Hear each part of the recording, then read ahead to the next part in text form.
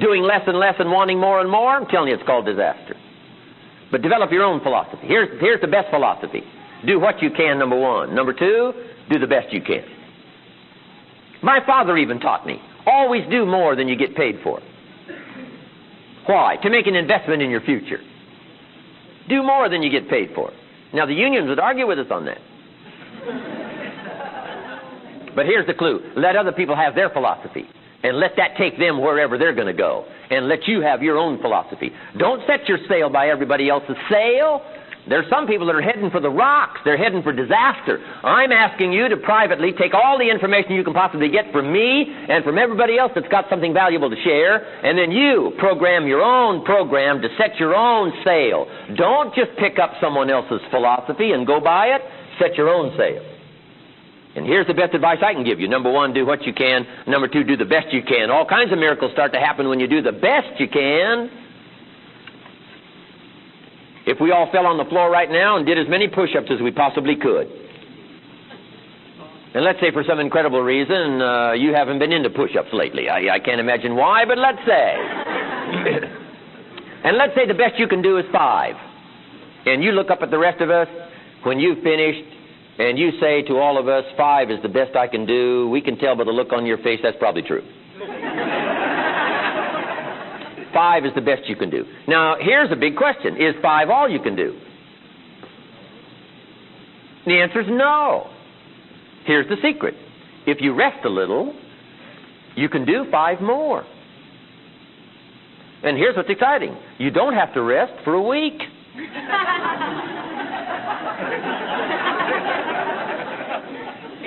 If you just rest a little, you can do 5 more. And if you rest a little, what? You can do 5 more. And if you rest a little, you can do 8 more. 8. I thought 5 was the best you can do. No. If you keep up the repetitive process, rest a little and get back to it, I'm telling you, it'll what? Increase. And if you rest a little, you can do 8. If you rest a little, you can do 8. If you rest a little, you can do 12. 12?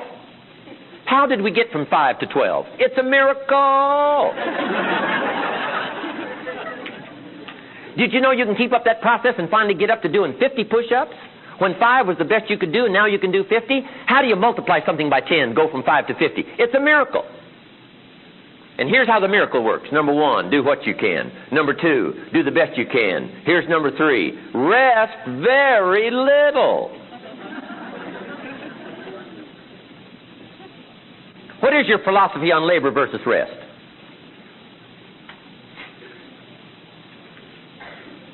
Here's an Old Testament philosophy. Here's an Old Testament philosophy. It says what? 6 days labor and what?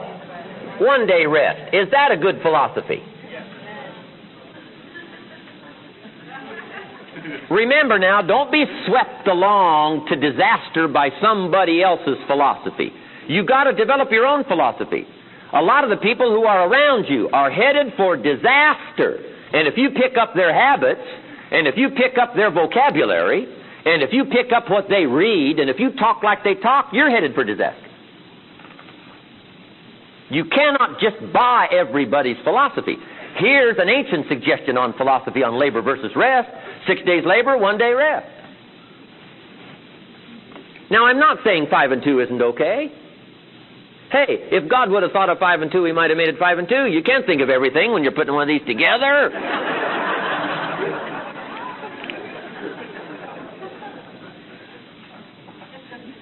But what about 6-1? Well, kids may come up with the obvious. I love to talk with kids. They cut through everything, come up with the obvious.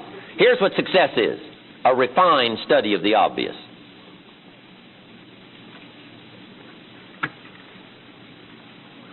Kids would come up with the obvious here. What would they say?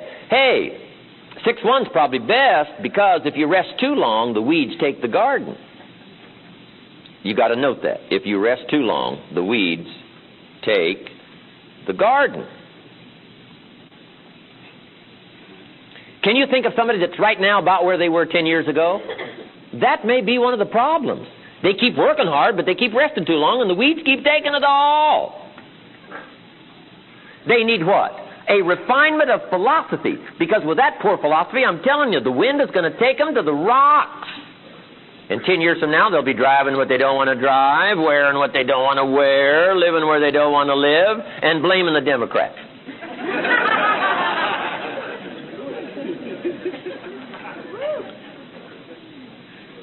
Come on. Jerry talked about no nonsense. That's how I got my life changed. I found a teacher who gave me the no nonsense and said, Mr. Rohn, you've messed up. Let me show you how to change all that. Gosh, that was easy language for me to understand. And he put it in such simple terms, I took it and bought it and went it and changed my life, changed my whole future. I'm asking you to consider, at least consider, doing the same thing. Do the best you can. It'll perform miracles. Multiply. Here's what else is exciting. The same thing that goes for your muscle goes for your money.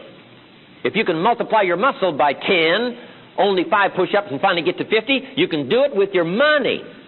I not only did it with my muscle, I did it with my money. I'm broke at age 25. I'm a millionaire at age 31. And I'm telling you, anybody that wants to make a drastic change in your income, you can do it, starting with a brand new philosophy. You say, well, Mr. Rohn, here's what they pay. What do you care what they pay? What's your philosophy on your future? What is your current economic philosophy for your future and your family? If I lingered after this seminar was over, and just you and me one-on-one got together, and you gave me the details of your current economic plan, would I get so excited I'd go across the country and lecture on it? You say, well, no, Mr. Rohn, you probably wouldn't want to lecture on my financial plan. My next question is, why not? How come you've arrived at this point in your life and you don't have a superior economic plan for the future? How did you get here? I'm telling you, if that's where you find yourself, you have messed up. But here's what's exciting about this seminar today. I brought you to this seminar today and invited you to come here, not to get on your case, just do that. That's what my teacher did, but not to leave you there. The reason I'm laboring so hard to go through all this stuff today is to give you a little better track to run on. At least consider it. So that 5 years from now, you got the health you want, you got the family you want, you got the relationship you want, you've cleaned up all the neglect, and you're on track. So number 1, do what you can. Here's number 2, do the best you can. Now the reason for doing the best you can, there's another reason. To develop the skills. Repetition is the mother of skills. Now why develop the skills? Here's why. Skills makes labor more valuable. If you just labor, you'll make a living. If you skillfully labor, you can make a fortune. If you're interested, I know a lot of people aren't interested, but surely you are. You wouldn't have parted with this kind of cash in this kind of time.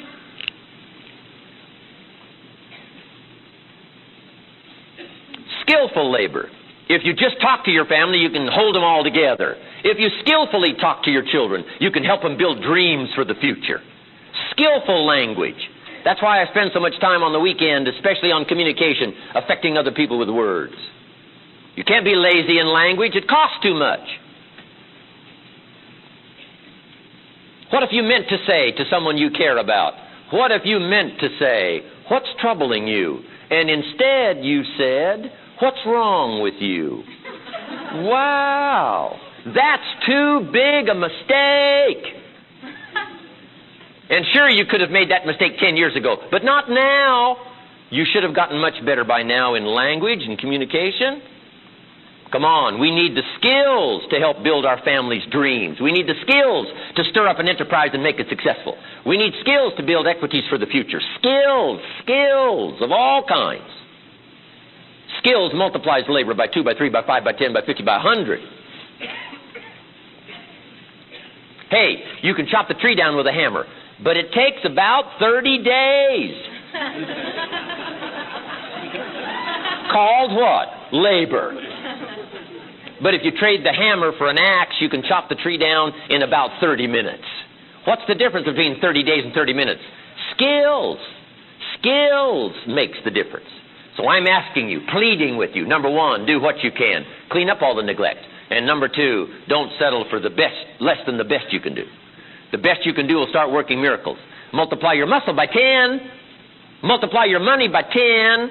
Multiply your relationship with your family in terms of equities by 5, by 10, by 50, by 100. And if you're interested in that, you can start the journey today. You don't have to wait till tomorrow. You can start today. You don't have to wait till spring. You don't have to wait for some convenient year. This is the best year I know of to start. Put yourself through an activity plan. All right.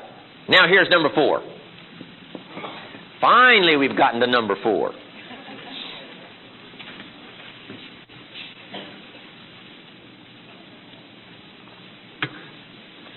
Number 4 of the 5 major pieces to the life puzzle. I call it results. Results. Every once in a while we've got to look at the results to see if our philosophy is working. To see if our attitude is working. One of the reasons for measuring results is to see what's working and to see what isn't working. To see if your disciplines are on track. They're either on track or what? Off track, depending on results. Now take this phrase home. Results is the name of the game. What other game is there except to work on philosophy and attitude and discipline so that you can produce results? What is the reason for the seasons? To see what you can do with them. Why the seed and the soil and the sunshine and the rain and the turn of seasons and the miracle of life? Why all of that? Here's why all of that. To see what you can do with it. Results. Now here's all life asks us to do concerning results. Here it is, simple phrase. It's one of the best I got for the day. Life only asks us to do this. Make measurable progress in reasonable time. Just jot that down. Make measurable progress in reasonable time. That's what life asks us to do.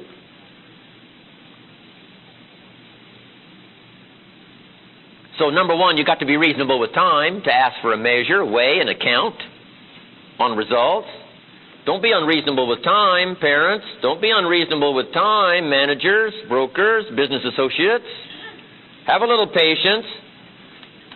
Okay? You can't ask somebody every 5 minutes, how are you doing now? That's too soon. Guy says, I haven't left the building yet. Give me a break. So 5 minutes is too soon to ask. Now 5 years is what? Too long and too late. So what is reasonable time to ask for results and a measure? Here's number 1 at the end of the day. You can't let more than a day go by without getting some things done, some letters written, a father's conversation with a daughter. You can't postpone the important more than a day. If you work on a job, some things you've got to get done within a day. You've got to make some calls within a day. Your health disciplines, you've got to get those done within a day. You can't carry over. Say, well, I'll eat 9 apples, 10 days from now. No. It's an apple a day. A day. Some things you've got to get done within a day. So 5 minutes to midnight, you haven't got your apple yet? Munch away. Get it done. A day. Now here's next. A week. Some things you've got to get done within a week. Stuff on the job. Calls made. Activities. A week is a good chunk of time. Can't let more than a week go by without taking a look and taking a measure and see how you're doing.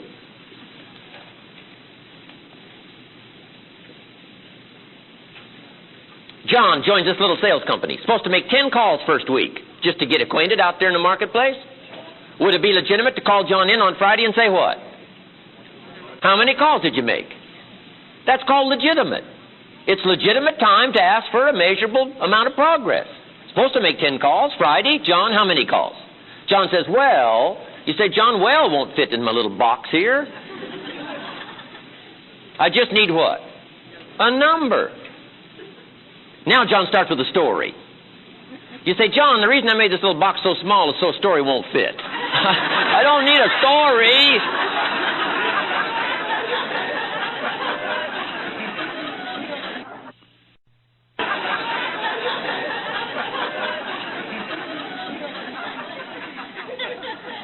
I just need what?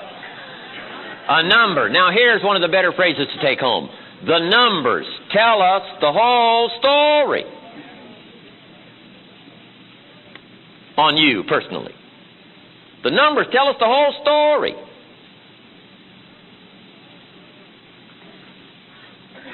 Success is a numbers game. Show started right away with me on numbers. Let me give you 3 of the questions he asked me. He asked me a lot more, but here's 3 of the most important. Question number 1. Shoaff said, Mr. Rohn, you've been working 6 years. Age 19 now, it's 25. Question. How much money have you saved and invested the last 6 years? I'll give you time to jot these questions down because these are important. 3 of the most important questions he asked them. How much money have you saved and invested the last 6 years? And I said what? 0. He said, who sold you on that plan? I said to myself, my gosh, the man's right. I'm a nice guy and I love my family, but I bought the wrong plan.